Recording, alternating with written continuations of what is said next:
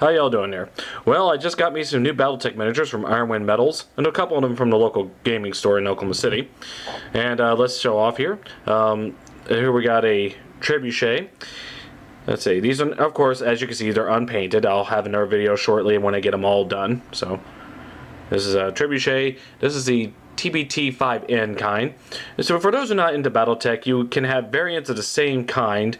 Like you have different forms of trebuchets or Shadowhawks and stuff like that. And then for rules wise, they'll have different equipment, you know, and so forth. So the different forms of gameplay.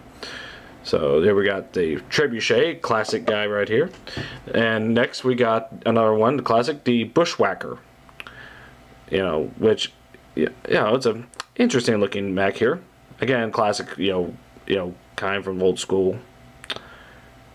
Now, just to let you know, I got these basically because I look at them and say, ooh, that's neat, and I just grab it and then eventually paint it. Get a little close up here.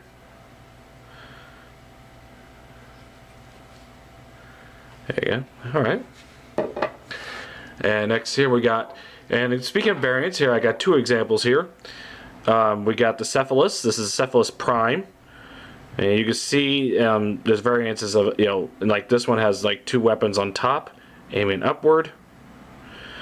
Now, just to let you know, there you see the legs kind of upward. They are designed that way. You'll never, you won't be able, unless you kind of cut this off and, you know, rearrange it. It's pretty much in a mid-stride pose. So yeah, this is Cephalus Prime. And there's another one here. This is Cephalus D. And as you can see, there's different weapons on up front here. It's got like extended gun right here, and another shorter range weapon here. You could look these up. There's a wiki, Sarna, I think, like that, which can give you just about all the base information, just about every mech there is. So yeah, I got Cephalus Prime, Cephalus D. So there we got those two.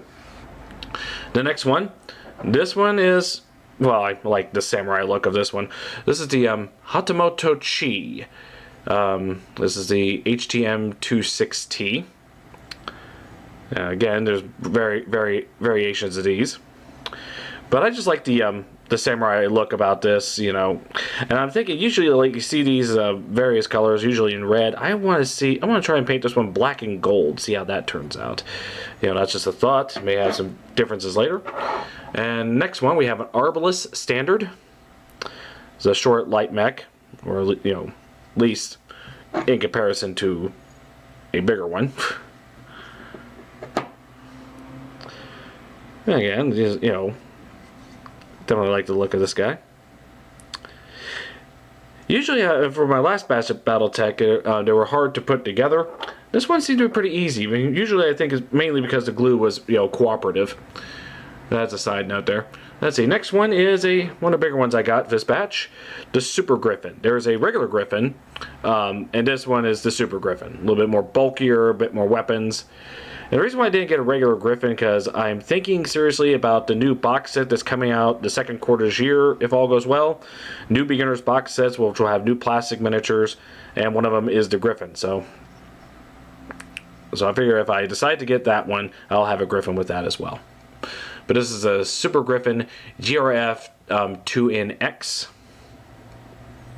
So very nice. We'll just put him here. And of course, I got another one.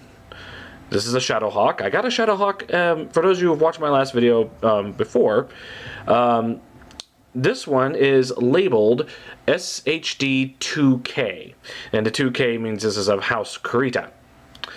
You know, a Japanese-based house. And I don't know too much difference in the models. I think the arms are, I think the last one had like a gun on one arm and something like that, one of the arms. So other than that, it's almost the exact same miniature. I just gave it a slightly different pose.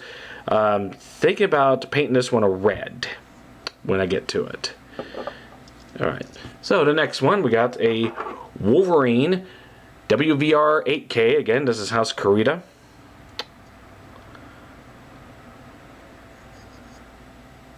Again, there's variations of the Wolverine. Some bulkier, the others. Sorry, there's a lot of reflection. It's pewter, it's unpainted, so by the time, you know, get them painted up, you could probably see more of the detail. Usually I have a slideshow when I have them all painted up. The next would be, let's see, the Victor. This is the Victor VTR-9A. Got a nice big cannon right here. Got a small, also a smaller one underneath its other left arm. Not sure how I want to paint this one, but I hope it turns out nice. At least another good thing about this batch, well, with the exception of two, I didn't have to grind down the bases of these like I normally would. Let's see. This next one here, this is the Axman AXM-1N. I don't know what the 1N would stand for, which house is all that, but again, that's just a variant. If you don't have the appropriate model, you just use a base kind and for your purposes. I've seen players do that.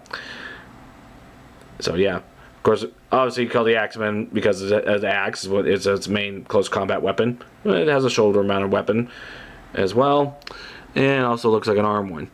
But despite what it shows there, you just follow the rules on what its equipment is. Alright, the next one is the Phoenix Hawk.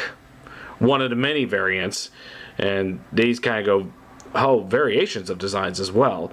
But I think the original Phoenix Hawks was based from the Macross Valkyrie type Veritech fighters. But because of the copyright issues they've been having with Harmony Gold, they redesigned this and many others so they don't, to avoid the copyright deals. It's a neat looking one. I got a prominent arm cannon there. I will admit, now that I look at it, it does look like the weapon's pointed down because, I thought it was more straight. Maybe later I could just bend that upward so it doesn't look so, obviously bent out of place. Kind of looks like it's wearing a helmet. But yeah, this is the Phoenix Hawk PXH4L. The next one is the Enfield. Doesn't look like over too much, as far as compared to other design mechs. But one thing I figured that, after getting the ones I like, what just makes it feel like Battletech is you put into stuff that, even oddball ones like this, even the mechs you don't like by design and all that, by putting those in, just the overall feel just feels like Battletech entirely. I don't know if that makes sense to you, but yeah, I got this one right here. Infield. This is the Infield END-6Q. And the last in the not the last one, but we're getting there. This is the O-Bakemono model here, and this is the OBK-M10. It looks like here probably has lasers or missile launchers, stuff like that. Haven't looked too much detail. I just looked at it and says that kind of looks neat, so I'll just grab that one. So there you go. Now the next two here I got the comic book store in Oklahoma City, and this one is the Templar III. It just looks, it looks like it would look good in the battlefield. Big cannons, shoulder weapons, torso weapons. So, and this is what I'm talking about. The bases usually have that raised edge, like you see here. And sometimes the models don't fit perfectly about that because their legs are too wide, too big, what have you. So what I have to do is, what I used to do is just take a file and just grind it all down. It'll take me an hour per miniature. But then I suddenly wised up and realized, hey, I got some metal clippers, so I clipped them down, then followed down. It really cuts down the time. And then we got another classic one, and they have multiple versions, like 3 or 4 of these on Iron Wind Metals. This is an Uziel. I forget which one this is, but again, I got multiple ones that'll have different side weapons and stuff like that. This is a classic one right here, as far as the Battletech universe goes. So yeah, there we go. So here we are. Let's see, we got 3, 6, 9, 12, 15, 16 models of this batch right here. After this video, I may end up getting 1 or 2 more. The second quarter of in the second quarter here, Iron Wind Metals will have some new mechs, and that will have one I would be interested in, the Hawk Wolf. So I figure I'll go ahead and get that. So Yes, these are all the ones I've collected so far, and hopefully about a month or so I'll have them all painted. I'll show them off then, before and after, slideshow as usual. Thank you all for watching. You have a nice day.